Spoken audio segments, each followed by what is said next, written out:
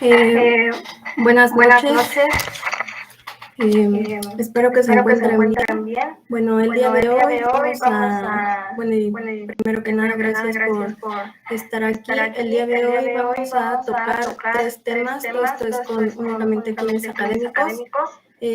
Durante esta sesión vamos a hablar sobre el psicoanálisis, la tríada McDonald y la estimulación temprana. Mi nombre es Citlali. Y durante esta pequeña exposición, si van teniendo alguna duda, la pueden ir poniendo en el chat y alguno de mis compañeros o yo se las vamos a ir respondiendo.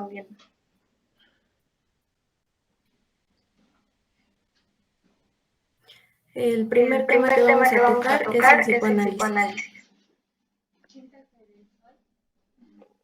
Perfecto. Buenas noches, estimada audiencia. Mi nombre es Irving y como ya mi compañera Citlali nos había comentado, vamos a ver algunos temas sobre el psicoanálisis. Dentro de estos vamos a ver un poco de la biografía de Sigmund Freud, qué es el psicoanálisis, la división tripartita de la mente, el aparato psíquico, las etapas del desarrollo psicosexual y los mecanismos de defensa. De igual manera, les reitero, si llegan a tener alguna pregunta, lo pueden realizar a través del chat, si es que no tienen la posibilidad de abrir su micrófono, apretando la manita para que podamos observar quién es la persona que quiere realizar alguna pregunta.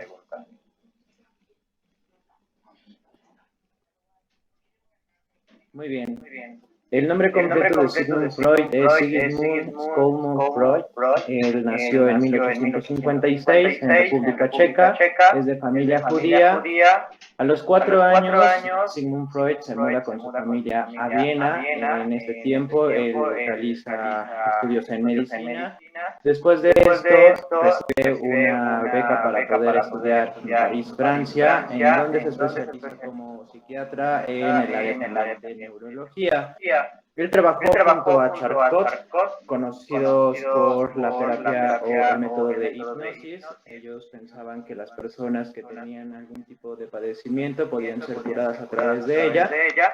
Y bueno, algunas de las aportaciones que tiene Sigmund Freud para las neurociencias es la afasia, que es la incapacidad de poder decir ciertas palabras en algún momento dado. Después de esto, conoce a Joseph Breuer, quien lo apoya económicamente para poder iniciar dando terapias. Él regresa nuevamente a República Checa para poder realizar sus estudios, dar terapias. Después, en 1910, decide realizar viajes a Estados Unidos para poder hablar del psicoanálisis. En Estados Unidos conoce a quienes formarían la Sociedad del Psicoanálisis o Psicoanalítica, junto a Carl Gustav Jung, que bien fue el director de esta sociedad, también junto a Alfred Adler, realizan o fundan la Sociedad Psicoanalítica. Después, por algunas situaciones con el carácter, que algunos estaban en desacuerdo por el psicoanálisis, en las vertientes que cada uno manejaba, decidieron desintegrar poco después, en 1915, la Sociedad Psicoanalítica.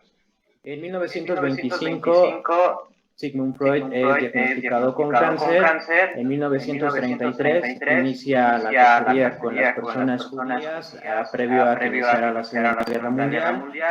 Sigmund Freud, al ser de familia judía, fue perseguido. Muchas de las teorías que él hizo fueron quemados y gracias a esto no tenemos muchos avances o perdimos grandes avances del psicoanálisis en estos tiempos. En 1939 él muere de cáncer. Algunos autores podrán manejar que fue cáncer de garganta y algunos otros que fue por cáncer. Perfecto. ¿Qué es el psicoanálisis? El psicoanálisis es un enfoque en la psicología que investiga el funcionamiento mental, ya sea normal o patológico, de cada una de las personas.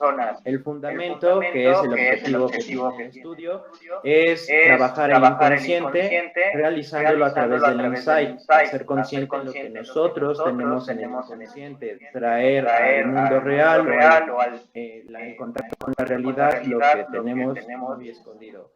El método es la asociación libre, mediante palabras, el paciente irá diciendo lo que piensa, lo que siente, y esta asociación libre puede ser llevada durante la terapia con el psicoterapeuta. Y la teoría que él implementa en el psicoanálisis en las etapas psicosexuales, que más adelante comenzaremos a ver, la interpretación de los sueños, que justamente es el manifiesto y el latente. Iremos viendo cada uno de los sueños, el manifiesto, que son cosas que nos pasan durante el día, y al finalizar nuestra rutina, cuando soñamos lo que nos pasó durante el día, y nuestra mente nos crea toda una escena de qué es lo que nos pasó durante el día. Nuestros sueños latentes son aquellas cosas que tenemos en el inconsciente, y nuestro inconsciente durante el sueño nos comienza a hacer una narrativa de todas aquellas cosas que no podemos decir a las personas o que no nos atrevemos a contarle a la persona que tengamos más confianza.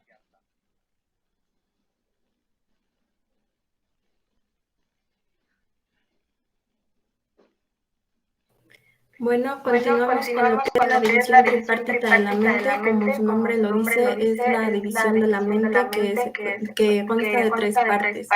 El primero es el consciente. El consciente es todo aquello que nos hace conscientes, que nos permite hablar y pensar de forma racional. Por ejemplo, si en este momento yo tengo sed, pues lo que voy a hacer es ir a tomar agua. El subconsciente son los recuerdos de fácil acceso, los cuales están en el pasado. Por ejemplo, bueno, estos van desde el nacimiento hasta el ahora. Por ejemplo, si cambias una contraseña de, no sé, de Facebook hace una semana, tu subconsciente te va a hacer recordar la contraseña anterior y no la que tú habías puesto ahora. Y el inconsciente son todas aquellas ideas o necesidades no aceptadas, como comentaba mi compañero Irving, todo aquello que reprimimos.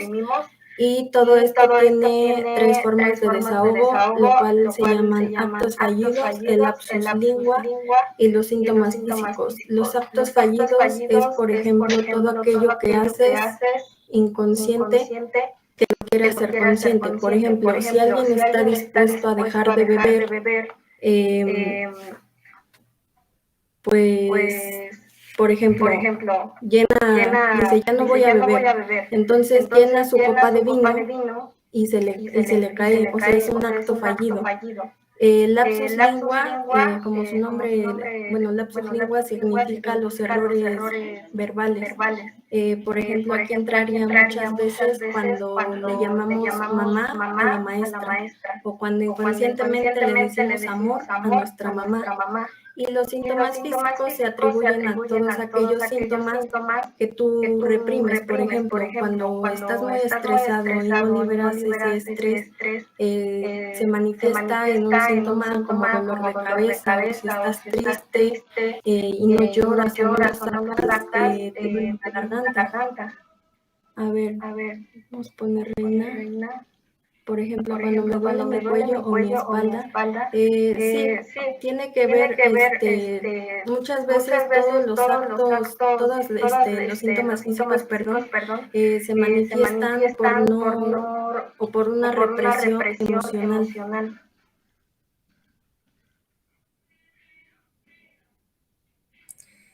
Buenas noches a toda la audiencia. Yo voy a hablar sobre el aparato psíquico.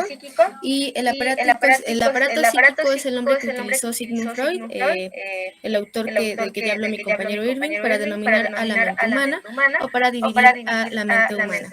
Y bueno, esta se divide en tres, y es el yo, que es el contacto con la realidad, lo que estamos haciendo en el presente, lo que pensamos en este momento, y pues las decisiones que tomamos en este momento, en el aquí y en el ahora.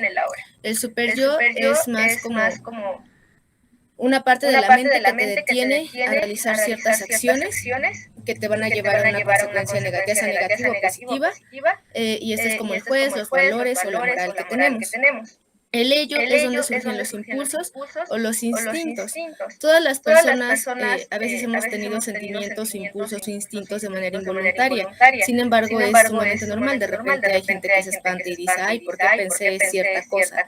Pero pues es completamente normal.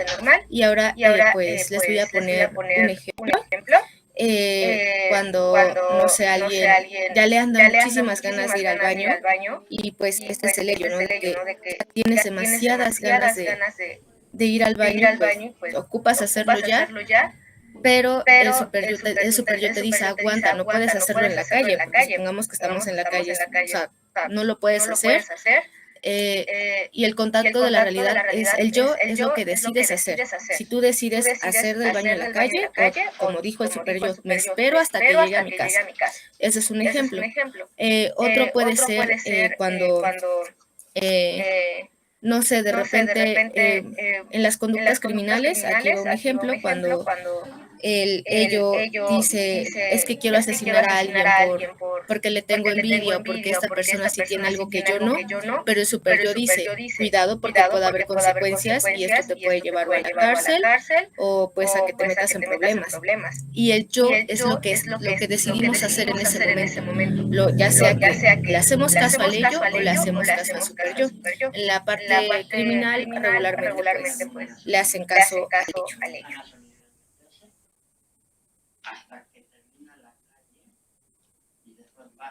Bien, ahora vamos a ver lo que son las etapas del desarrollo psicosexual y pues estas etapas son para entender el comportamiento del ser humano a través de su desarrollo. Y bueno, en la etapa oral, que va de los 0 al año y medio, la etapa anal, que va del año y medio a los 3 años, la etapa fálica, que va de los 3 a los 6 años, el periodo de latencia, que va de los 6 a los 12 años, y la etapa genital, que va de los 12 a los 18 años. Bueno, en la etapa oral es aquí empieza el desarrollo del niño. Es el primer contacto con el mundo, en donde conoce al mundo a través de la boca. Por decir, cuando nace un bebé, pues toma leche materna. Ahí empieza el primer contacto con el mundo.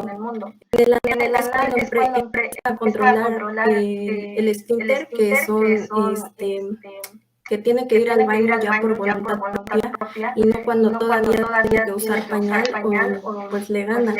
La etapa fálica, que va de los 3 a los 6 años, aquí en esta etapa es cuando los niños se dan cuenta de la diferencia que hay entre ellos, la diferencia que tienen los niños y las niñas en cuanto a los genitales.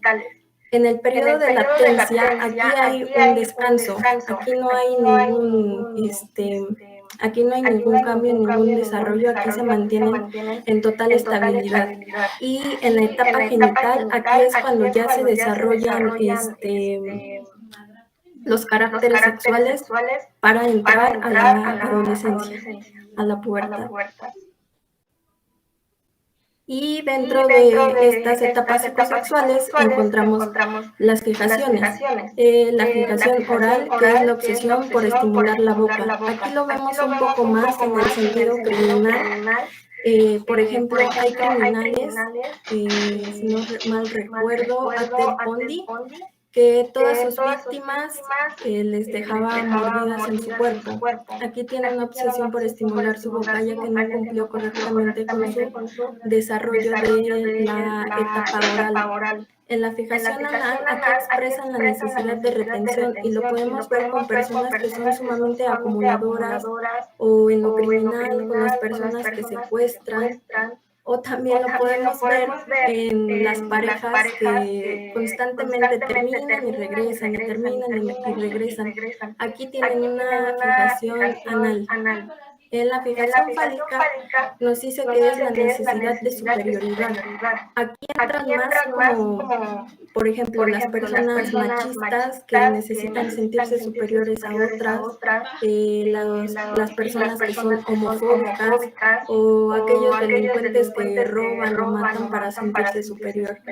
En el periodo de latencia no hay ninguna, como les había mencionado, es un periodo de total estabilidad. Y en la fijación genital son los comportamientos o delitos no consensuados. Con esto me refiero a, por ejemplo, aquellas personas que llegan a violar, y aquí es cuando se desarrollan las filias. Por ejemplo, la pedofilia, la zoofilia, todo esto es por que no cumplieron adecuadamente su etapa de desarrollo psicosexual.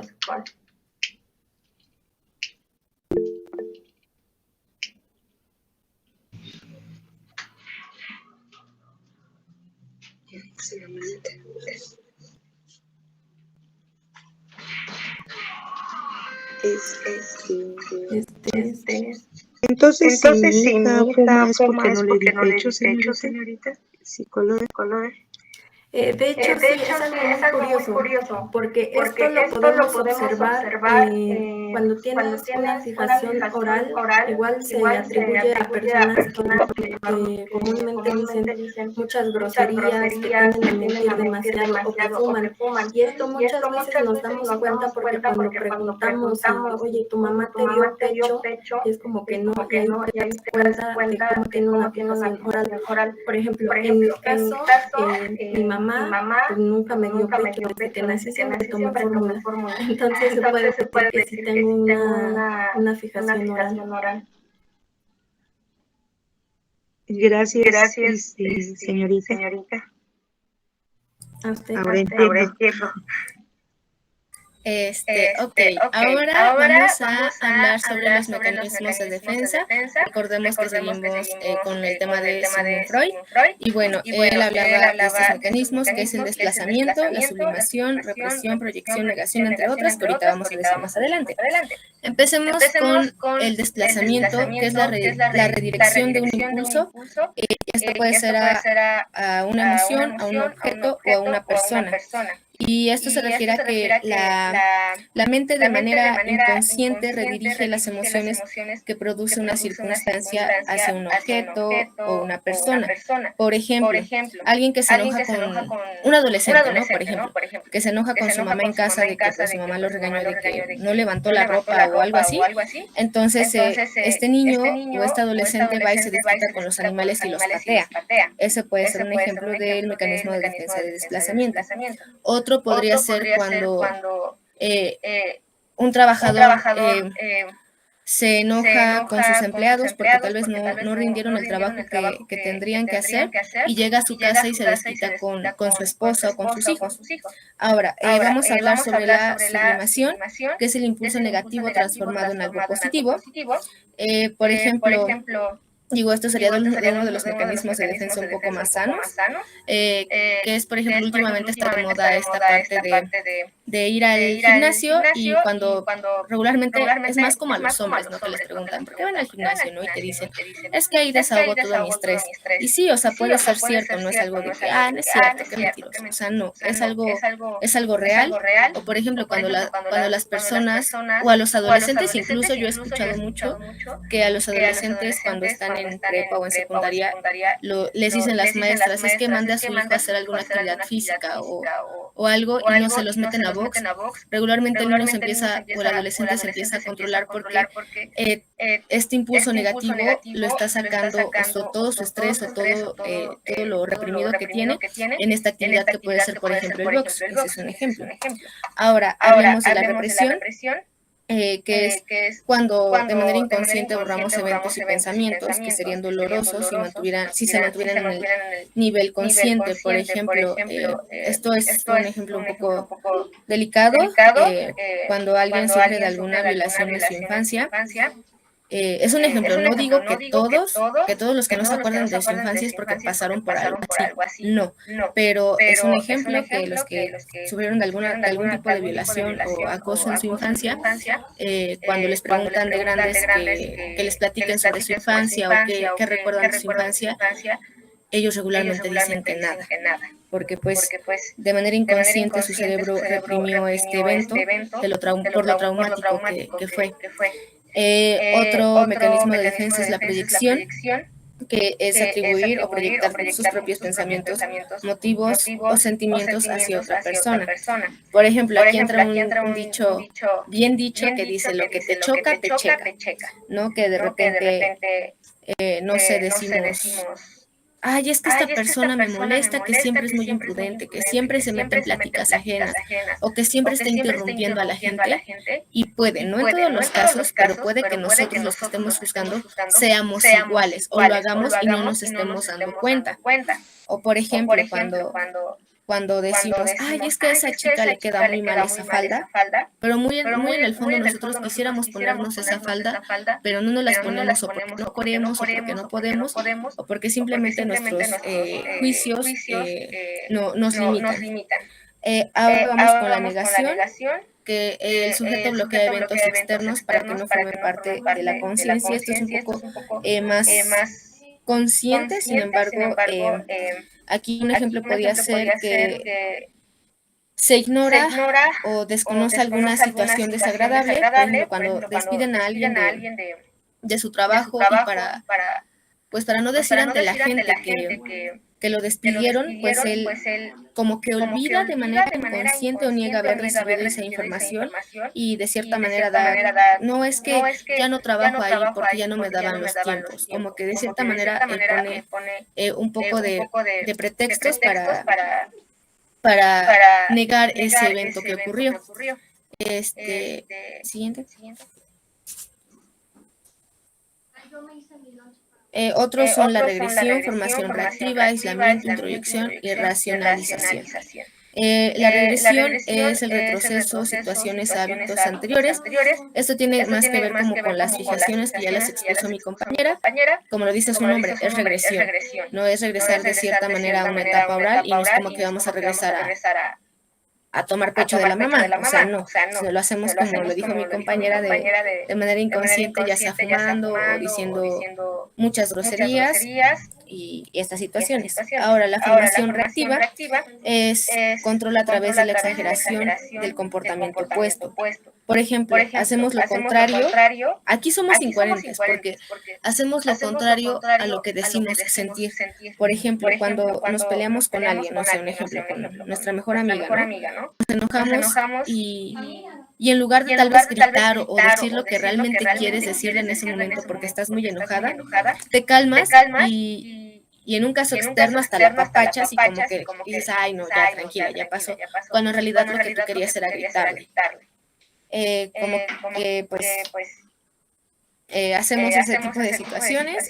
Ahora vamos con la introyección, características y cualidades observadas de otras personas son adueñadas.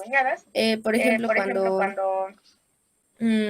tal vez no sea con nuestros papás o igual y sí, pero cuando convivimos o observamos mucho tiempo a alguien, ya sea como para criticarla o no, empezamos a adoptar varias actitudes, gestos, formas de caminar o de hablar de esa persona. Ahora, la racionalización es buscar motivos aceptables en actos inapropiados.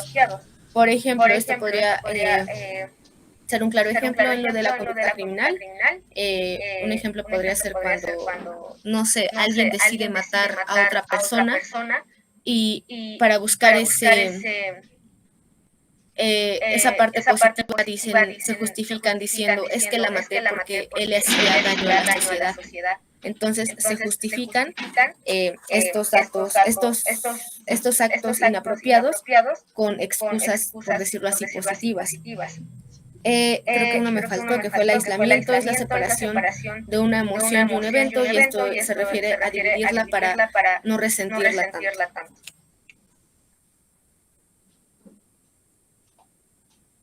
Perfecto. Antes de continuar, nos gustaría saber si algún... Marijose, dime. Ok, a ver. Buenas noches a todos. Voy a hacer una pregunta que es general. Durante la pandemia se vivieron varios mecanismos, ¿no?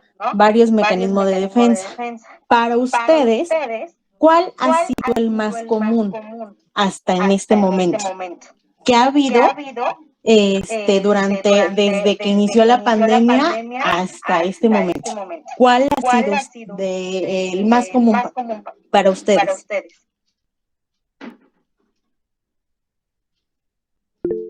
Podríamos hablar acerca de cuestiones comunes. Cada una de las personas maneja los mecanismos de defensa en diferentes situaciones. No podríamos dar un porque siempre hay un estándar. En lo personal, podría decir que la regresión fue lo más común para mí, porque de ser una persona que, al igual que mis compañeras, no tomó pecho materno, yo inicié con paletas y siempre comer paletas, y cuando comenzó la pandemia y siempre estar encerrado, comencé a fumar.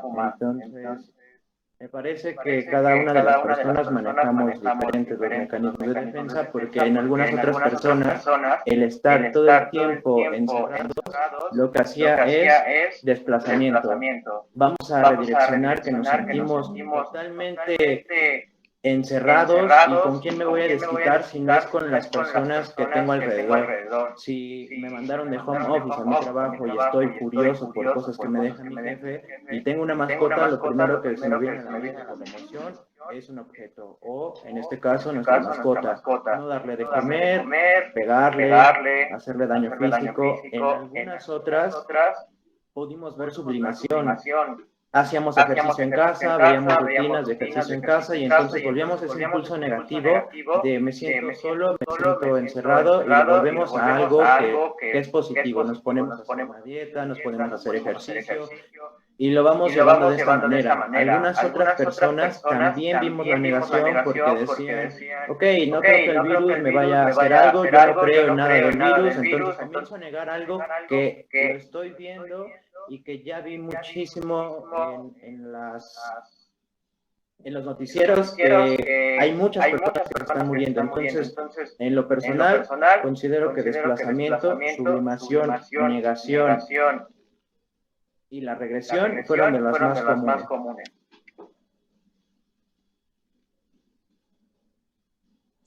Ok, gracias. ¿Alguien más?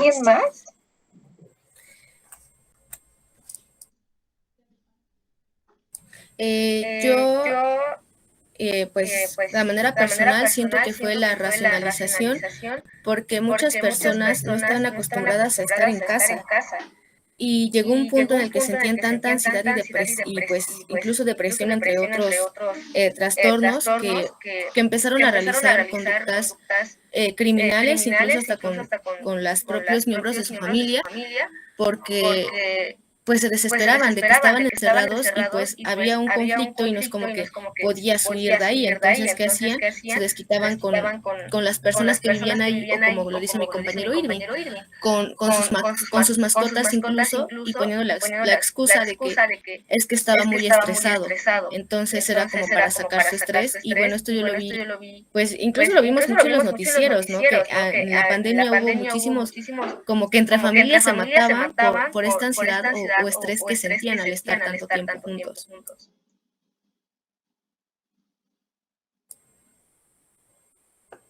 Y bueno, dentro de esto, lo que yo noté en mí durante pandemia fue la negación, porque, o sea, al inicio como que me acostumbré un poco y dije, bueno, pues no voy a la escuela y qué bien, ¿no?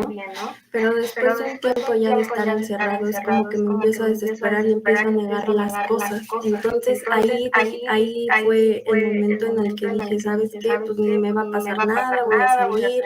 Y aquí es cuando lo pudimos observar también, que muchas personas atribuían a lo del COVID a que pues era un invento del gobierno o X situación, y pues es un claro ejemplo de que estaban en negación.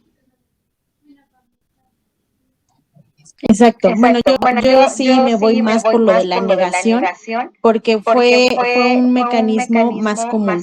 Lo veo de esta manera, ¿no?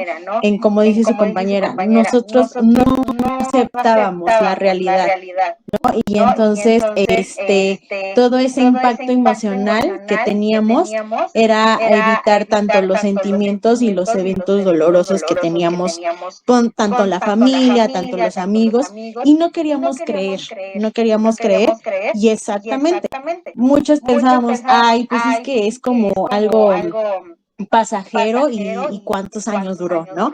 Entonces, gracias, compañeros.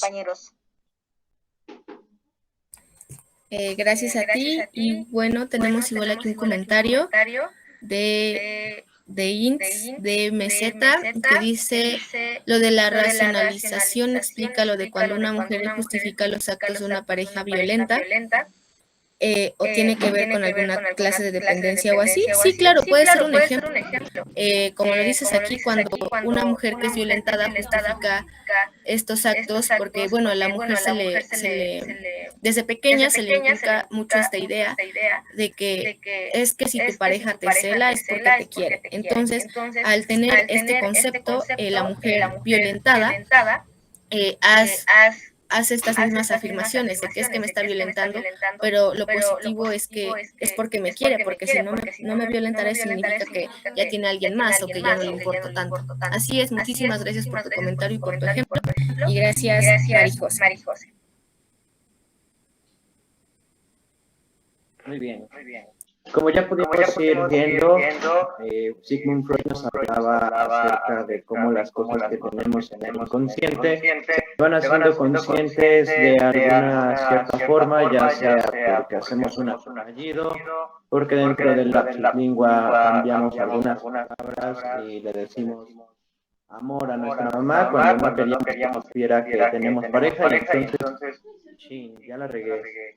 También podemos darnos cuenta que dentro del área criminal, algunas personas que se vuelven criminales pueden llegar a tener alguna de estas situaciones y tener conciencia de manera inconsciente hacen que a sus víctimas tengan algún tipo, ya sea de lesión, secuestran, algunos otros son violadores, dependiendo de cada etapa en que se quedaron fijados.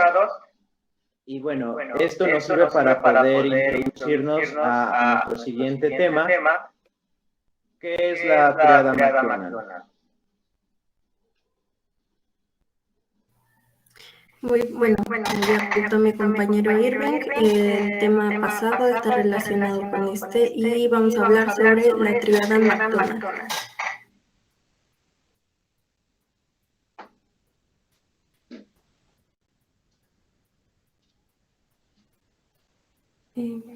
Bueno, para empezar, ¿qué es la triada McDonald?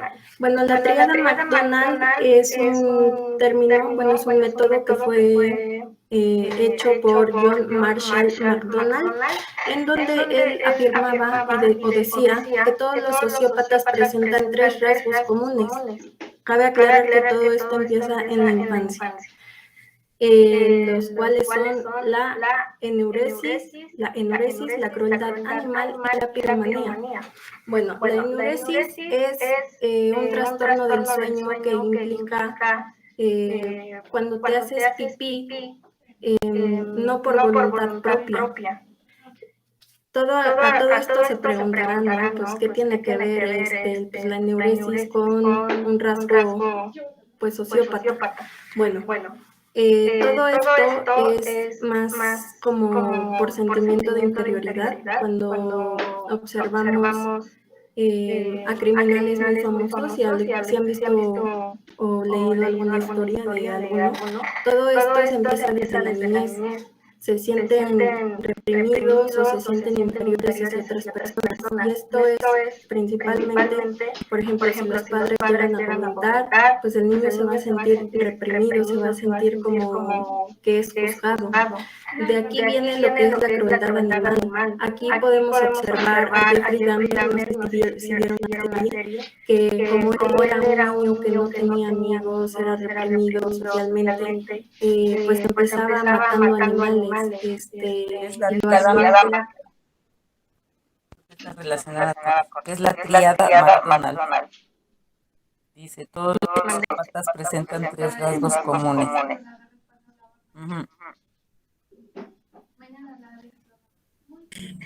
Maestra Rocío, creo que tiene prendido su micrófono.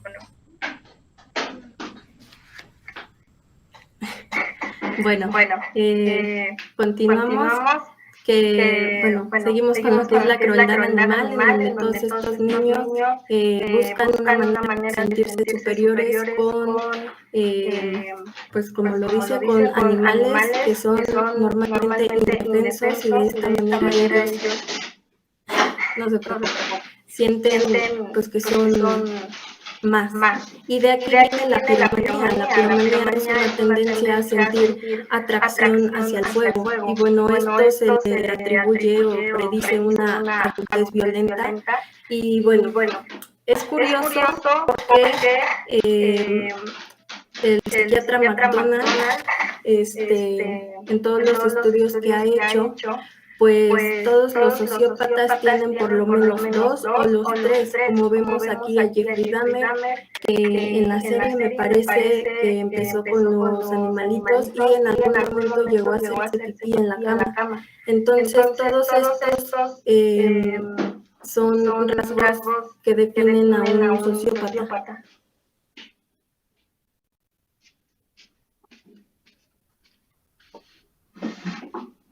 Muy bien, como ya pudimos darnos cuenta, la triada McDonald nos ayuda a entender un poco más acerca de los rasgos que pueden llegar a tener las personas que pueden convertirse en sociópatas potenciales. A pesar de que recientemente se realizaron estudios en donde la triada McDonald fue descartada, es importante saber cómo funciona, cómo los de la personalidad que nos maneja Sigmund Freud podrían verse implicados en que una persona pueda llegar a ser un delincuente, un criminal, un sociópata.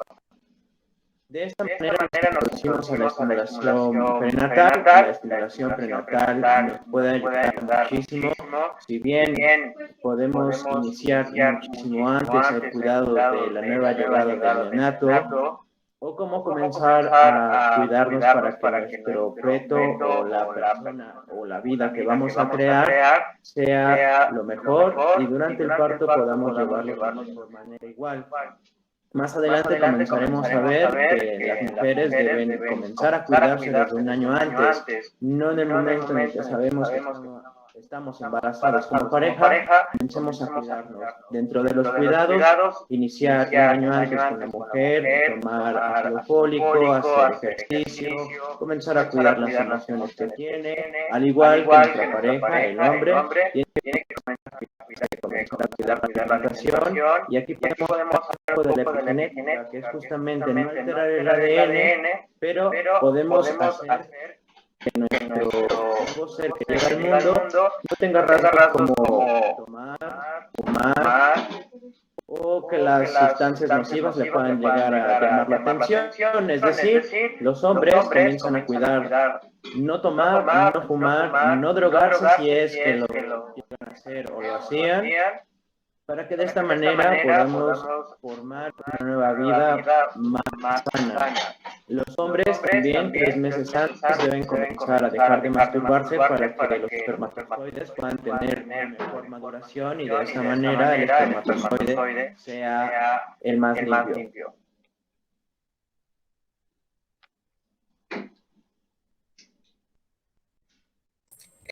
Ok. Sí, dígame. La que levantó su manita.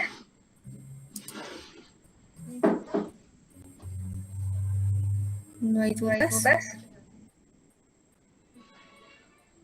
Bueno, creo que no. Los temas que vamos a ver, como ya lo dijo mi compañero Irving, es el desarrollo prenatal y pues los cuidados de manera general son los que ya he comentado. Mi compañero se enfocó un poco más en los cuidados o precauciones que debe tener el hombre antes de pensar en embarazar a su pareja. Y bueno, también algunos cuidados extras es que si tienen alguna enfermedad de transmisión sexual, es muy importante que asistan al ginecólogo, ya que puede el bebé ser afectado por esta condición. También, como le decía mi compañero, creo que es por sentido común que hay que cuidarnos antes de pensar en concebir una nueva vida, porque, por ejemplo, solamente les pongo estos 2 ejemplos. Si imaginan qué calidad de espermatozoides podría producir un chavo que apenas está en pleno desarrollo, por decir un ejemplo, a los 16 años, que se droga, que fuma, que toma, y que incluso el bebé, pues embarazó a la chica estando en una fiesta, o como le llaman ahora, pues estando de peda, ¿qué calidad de espermatozoides va a poder producir? O sea, solamente imagínense, a comparación de una persona que ya llegó a su edad de madurez para poder procrear, y se cuidó, tuvo la conciencia de los cuidados que ya dijo mi compañero, como es no tomar, no fumar, no drogarse, y que aparte hace ejercicio y que aparte cuida su alimentación. Ojo, esto no quiere decir que tienen que llevar una dieta extrema, porque pues también es mentira que la mayoría de gente lo han cumplido. Sin embargo, pues solamente imagina la calidad que puede producir estas personas. Ahora, en el caso de la mujer, también tiene que tener ciertos cuidados, y lo mismo, o sea, es como el mismo ejemplo, pero para las mujeres. ¿Qué condiciones, en qué condiciones en el vientre de la mamá se podría desarrollar un embrión en el que pues la mamá fuma, toma, no se cuida, no toma ácido fólico? Los pequeños podrían nacer con alguna condición, e incluso pues tener un aborto espontáneo. También hablaremos aquí sobre la etapa germinal, esto es a grandes rasgos, la etapa embrionaria, la etapa fetal, y en lo que nosotros nos vamos a enfocar es en las técnicas y procedimientos para una estimulación prenatal. El desarrollo prenatal sucede en 3 etapas, la cual es la germinal, embrionaria y la fetal. Durante estas 3 etapas de gestación, el óvulo fertilizado o cigoto se convierte en embrión, y después, ya que se empezó a desarrollar un poco más, se convierte en un feto. Tanto antes como después del nacimiento, el desarrollo procede de acuerdo con 2 principios fundamentales: el crecimiento y el desarrollo motor, que suceden de arriba hacia abajo y del centro del cuerpo hacia el exterior.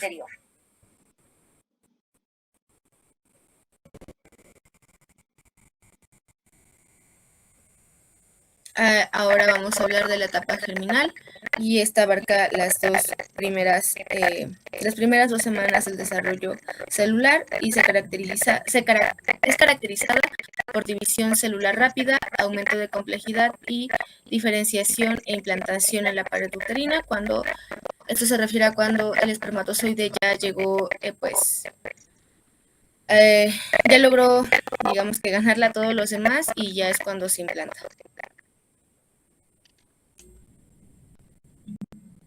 La etapa embrionaria, que es en la que nos vamos a enfocar aquí un poco más, es la segunda etapa del desarrollo prenatal, que es abarca de las 2 a las 8 semanas, y es caracterizado por el crecimiento y desarrollo rápido de los principales sistemas y órganos, y los órganos principales que se desarrollan es el respiratorio, digestivo y nervioso.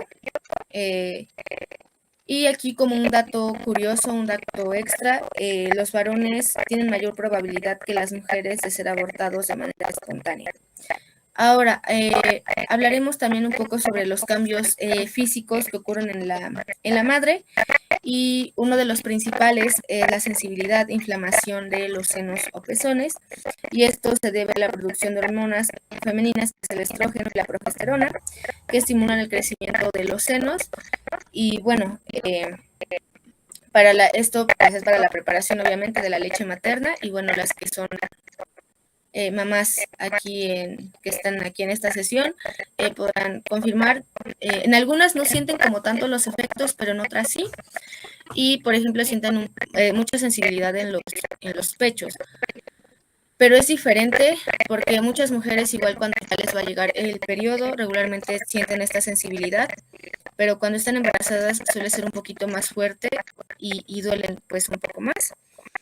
También incluso se inflaman un poco de una manera excesiva. Ahora, otro es la fatiga y necesidad de siestas adicionales, y esto se debe a que el corazón de la mujer late de una manera un poco más rápida y más fuerte, porque pues ahora tiene que estar bombeando sangre a otro nuevo ser. Sangrados o cólicos ligeros. Aquí hay que tener mucho cuidado. Hay sangrados como pues obviamente es el sangrado de implantación, pero es algo leve y suele ser de color marrón, pero es algo como una manchita, o sea, no es como tal un sangrado, porque si ya llega a ocurrir más sangrados, deben de ir a checarse, o sea, desde que lo ideal es desde que un año antes, si es que piensan en tener hijos, pues en prepararse para que pues salga lo mejor posible. Y como lo dicen los doctores, ¿no? El producto, porque pues para ellos no es un bebé, es un producto. Entonces, para que el producto salga de la mejor manera posible y pues hay que tener cuidado con estos sangrados porque hay manchones, pero pues no suelen ser tan abundantes como si fuera una regla normal. Pueden tener cólicos ligeros y esto suele ser en el primer mes de embarazo. Náuseas, y estos pueden ser con o sin vómito, regularmente suelen ser en las mañanas y pues digo, yo no lo he experimentado, pero las mamás que están aquí, me gustaría que después de que termine de dar estas características, me gustaría que las mamás que estén aquí me pudieran dar un ejemplo de qué cambios sintieron cuando estuvieron embarazadas, pero nada más que termine, esperen. Ok, ahora hablaré también antojos de la comida. Esto es algo muy peculiar porque pues tuve que platicar con algunas mamás pues para informarme más y ver también irregularmente pues los antojos pueden ser variables. Por ejemplo, si a la mamá pues que está esperando un bebé no le gusta la carne, por decir un ejemplo, y ya cuando está embarazada le empieza a oler la carne porque también su olfato se vuelve un poco más sí, se vuelve más fino, por decirlo así, entonces ya tiende a percibir los olores de manera más fácil y pues de repente se le empieza a antojar cosas que a ella regularmente no le gustan, pero pues es algo completamente normal. Y regularmente cuando nace el bebé, digamos que tiene los mismos gustos que tenía la mamá. Por ejemplo, si la mamá se le antojaba, no sé, la carne, al niño le va a gustar la carne, regularmente. A veces puede cambiar, pero regularmente es así. Leves olores de cabeza, y esto se debe a los cambios hormonales que producen el aumento de la circulación sanguínea, y esto puede pues, ocasionar los dolores de cabeza o los mareos. También alteraciones en el estado de ánimo, y esto suele ocurrir más en las primeras semanas, a mediados y al final, pero al final suelen ser más como incluso por depresiones, pues de pensamientos intrusivos de que qué voy a hacer, si voy a poder ser mamá, pero en los cambios principales en los primeros meses son los estados de ánimo, ya que las torrentes hormonales pues están a todo lo que dan. También uno de los cambios es el aumento de la temperatura corporal. Ahora sí, me gustaría que al menos 2 mamás que estén en esta audiencia, me gustaría que levantaran su manita para que me pudieran compartir si es verdad, porque pues digo, yo no soy mamá, sin embargo es algo que he leído y me gustaría que compartieran un poco de esa experiencia. Digo, María Guadalupe ya tiene su manita arriba, entonces si me pudiera compartir su experiencia, si es que es verdad los cambios. Bueno, una experiencia que tuve con mi último bebé fue que solo comía fruta y carne y cosas de esas no, y resulta que es así, le gusta la fruta, pero también, o sea, la carne no lo soporta, no le gusta, y desde que yo estaba embarazada, para mí era pues un malestar comer. Me decían, come porque tienes que comer, tienes que alimentarte, pero lo comía y me dolía el estómago, y en ocasiones iba al baño a vomitar, y resulta que mi hija es así, no le gusta la carne para nada. Y digo, pues, a veces la tengo que obligar porque digo, le hace falta, tiene que alimentarse, y pues, ahora entiendo por qué. Bueno, muchas gracias. Ok, muchas gracias. Ahora, Rocío Bravo, me gustaría que abrieras tu micrófono para compartir tu experiencia. Hola, buenas noches. Pues sí, bueno, siempre los embarazos son diferentes. Bueno, con mi hija, la primera, pues sí, era así de como que la sandía, y no pudimos conseguir sandía. Y le gusta mucho la sandía, a pesar de que no pudimos conseguir esa ocasión porque creo que no era temporada. Y con el chiquito, bueno, no tan chiquito, con Beto, pues, igual con él era de comer mucho hielo, muchas paletas, sobre todo.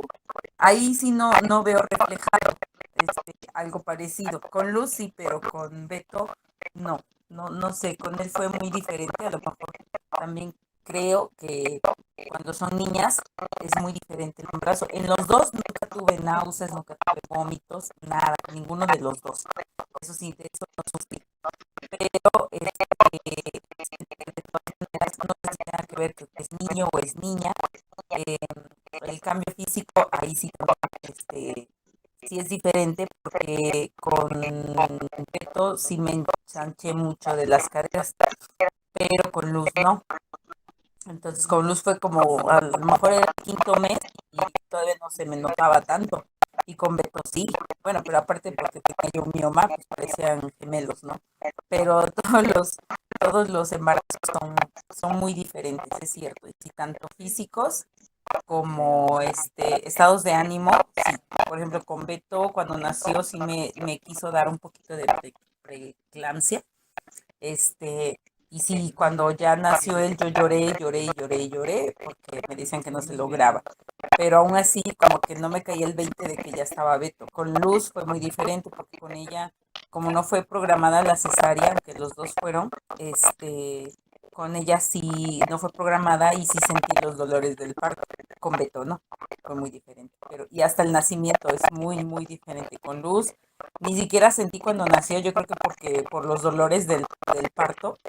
Y con Beto, sí, o sea, nada más me dijeron, respira profundo porque ya va a salir, ¿no? Entonces a Beto lo hicieron llorar dentro de la pancita y ahora entiendo como dicen ahí, ¿no? Que hijo de mis entrañas, y la verdad sí, porque sentí que me jalaban desde que sabe dónde, y ya me dijo el doctor, pues a mí me gusta hacerlos llorar adentro de la panza todavía. Entonces los dos son muy diferentes.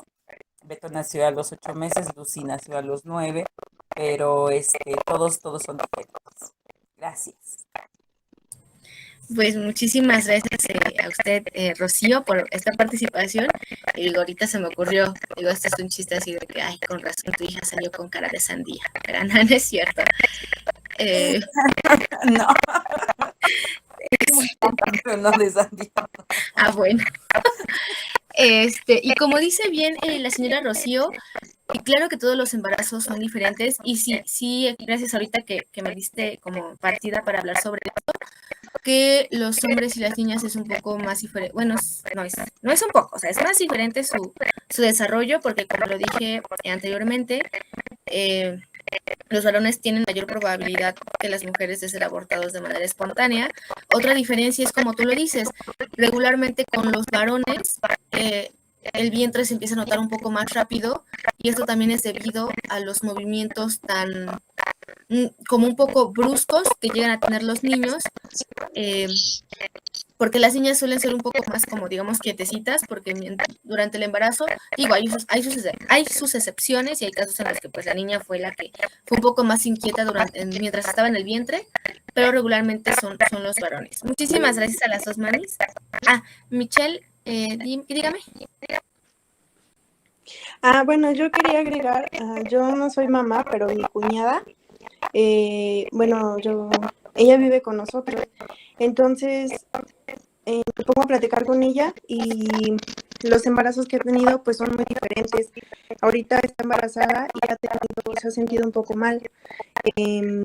Sí se le antojan las cosas, pero no tanto como el primer, bueno, son 3, aunque no es el tercero, pero no fue lo mismo con nosotros dos. Con el primero sí tuvo antojos, pero todo fue muy normal, o sea, no sentía como dolores o así, todo normal, pero con el segundo y el tercero ya era como que le dolía la cabeza, se sentía mal, entonces, bueno, la segunda fue niña y el primero fue niño. No sé, a lo mejor puede que tenga que ver también eso, porque los embarazos sí no son iguales y tiene que tener más cuidado ahorita que con el primero, porque luego le baja la presión o tiene muchas ganas de vomitar, a veces no quiere comer. Entonces, pues sí, también he visto yo en mi cuñada que sí, definitivamente los embarazos sí son muy, muy diferentes. Muchas gracias, Michelle, por esta aportación. Y claro, es como tú dices, no hemos tenido como el gusto de ser mamá, pero disgusto o disgusto, pero no somos mamá aún. Entonces, pero pues sí, todos son muy diferentes. Y a ver, un comentario. Igual el embarazo de mi mamá fueron muy diferente, con mi hermano tuvo ascos y conmigo no. Ok. Algo importante que tiene que ver un poco igual con lo que comentaba la señora Guadalupe, es que, y como yo lo decía, ¿no? A veces en la comida se hereda esto, ¿no? De que pues lo que se le antojaba a la mamá mientras estaba embarazada es lo que come la niña cuando nace, ¿no?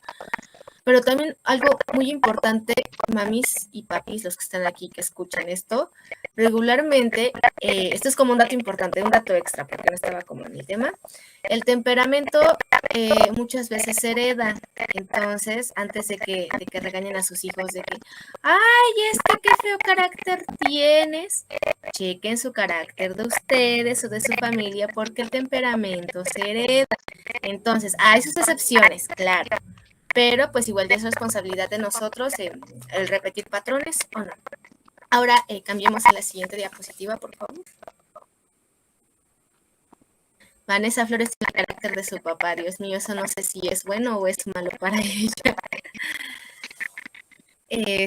Ahora, la etapa fetal, que ya es la etapa final, y del desarrollo prenatal, que va de las 8 semanas al nacimiento, y esto se caracteriza por el incremento de la diferenciación de las partes del organismo y aumento en el tamaño corporal.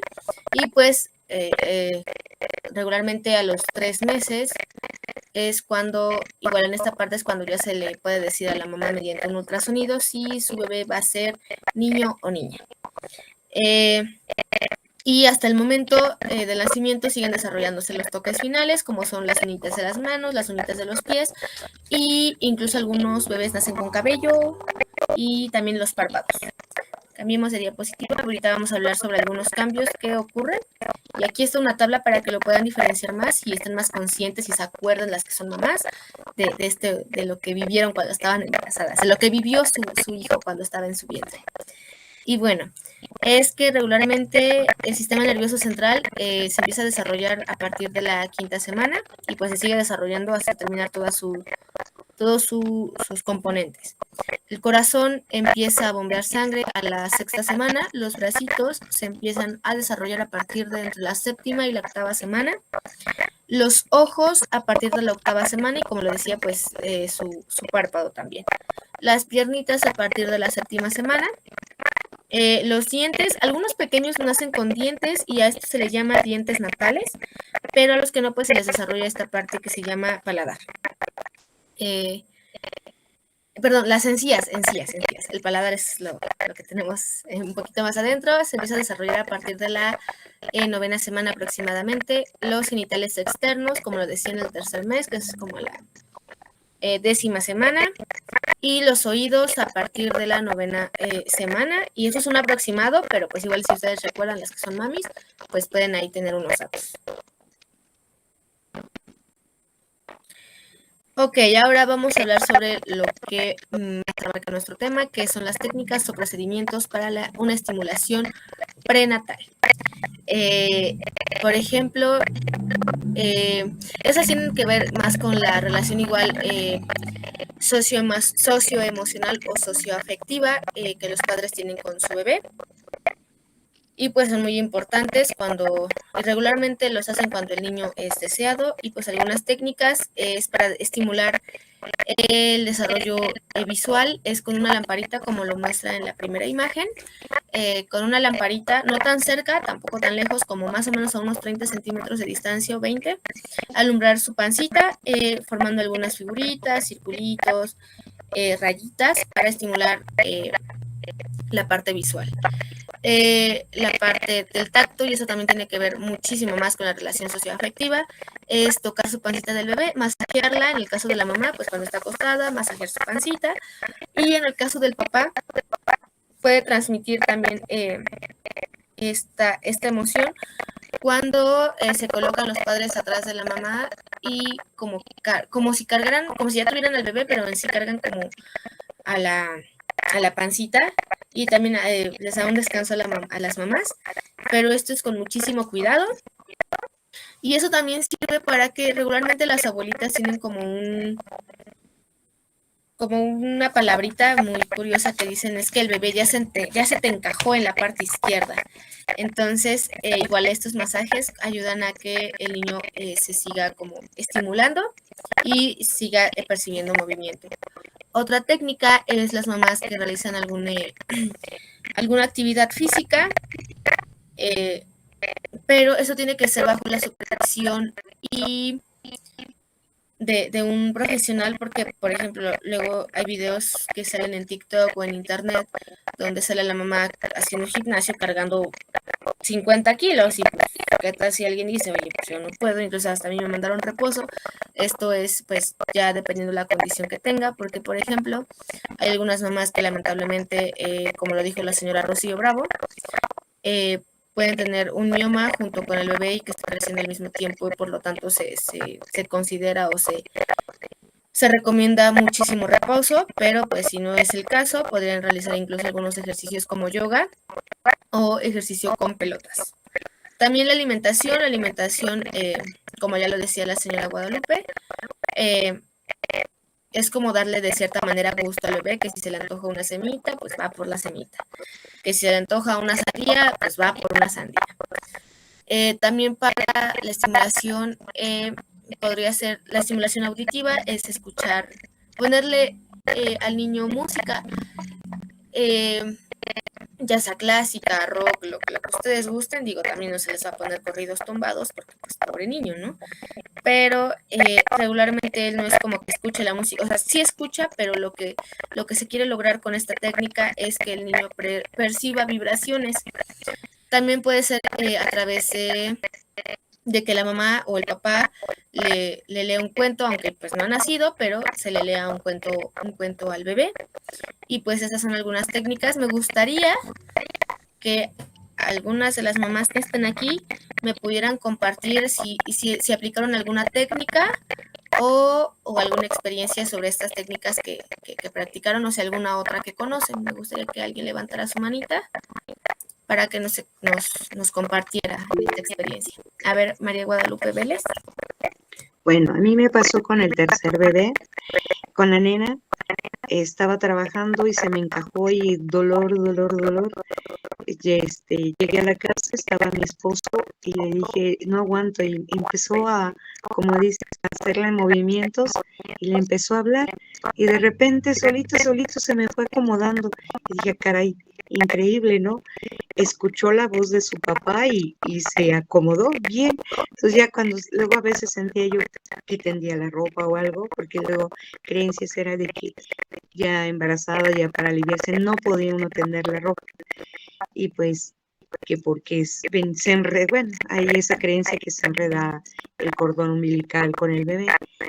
Y yo sí tenía mucho miedo, pero ya sabía que si tendía yo, bajaba y le decía yo, sóbame para que se acomode mi bebé. Y sentía así como movimientos.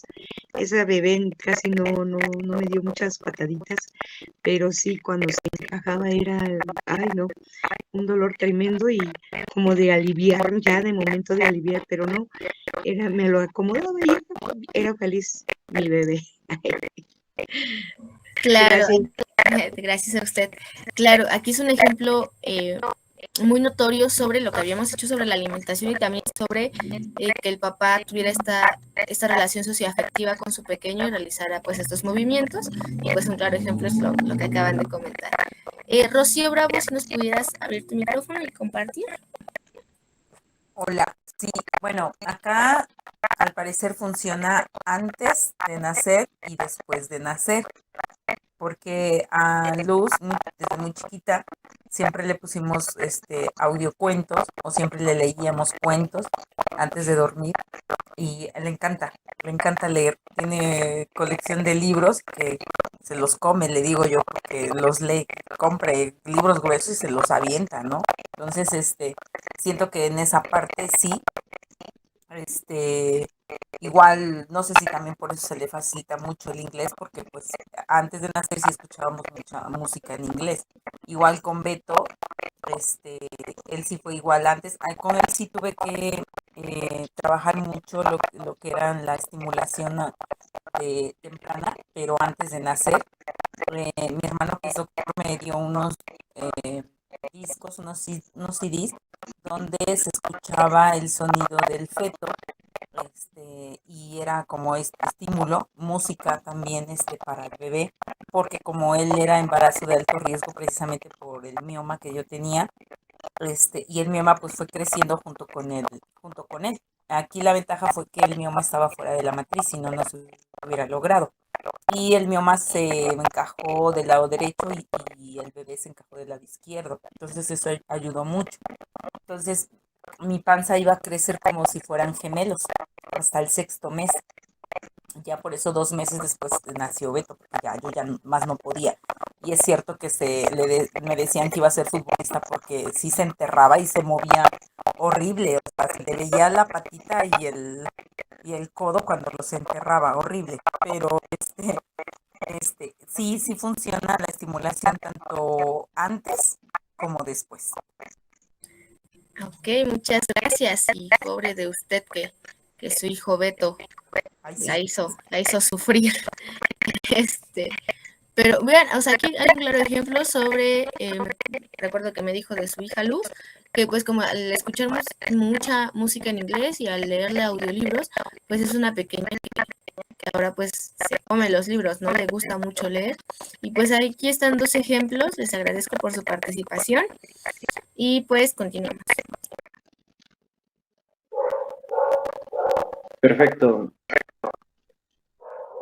Todas las cosas que inician llegan a su fin y bueno, este es el claro ejemplo de cómo la personalidad que vamos creando, el apoyar con estimulación prenatal, reduce la probabilidad de que alguno de nuestros profesores pueda llegar a tener algún evento o suceso que detone algún trastorno y este se convierta en una persona criminal.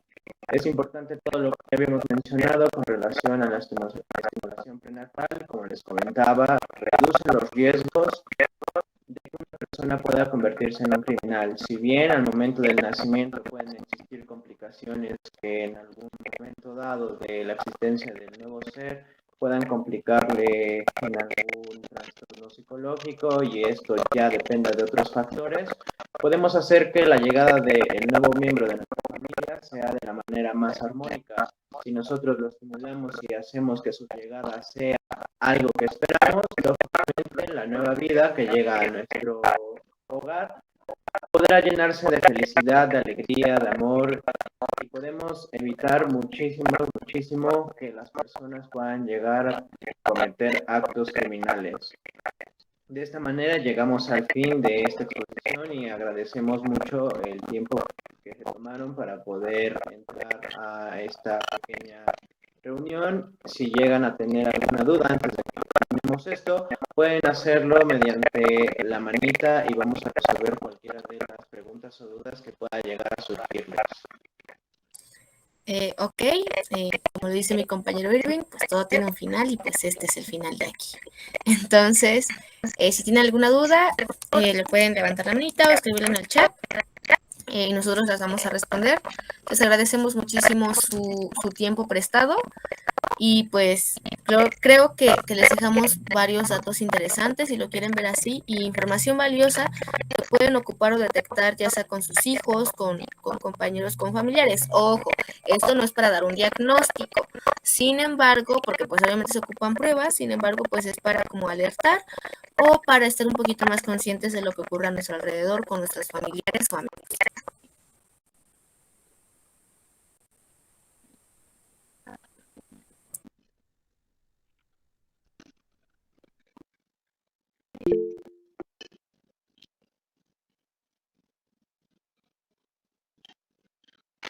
Ok, aquí nos comenta la maestra Rocío, gracias a ustedes, muy buen contenido, me gustaría que la próxima vez inviten a más jóvenes, yo trabajo en Coaec.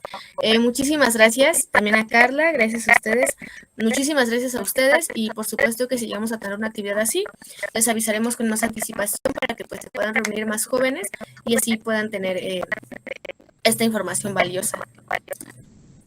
Entonces, gracias.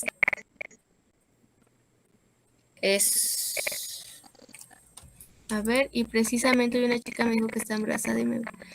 Ay, pues igual si gustas, métete por mensaje, me podrías mandar su número, yo le mando toda la información. Muchísimas gracias, señora Guadalupe. Gracias a todos y pues, si no hay alguna duda, pues muchísimas gracias por su atención y nos vemos a la próxima. Ah, alguien levantó la mano. ¿Nadie? Bueno, ok. Hasta luego, descansen. Ah, Mabel León, levanta la mano. Ahora sí, descansen y bonita noche. Hasta luego. Hasta luego, gracias, felicidades. Hasta luego, muchas gracias. A usted, mi niña, muchas gracias.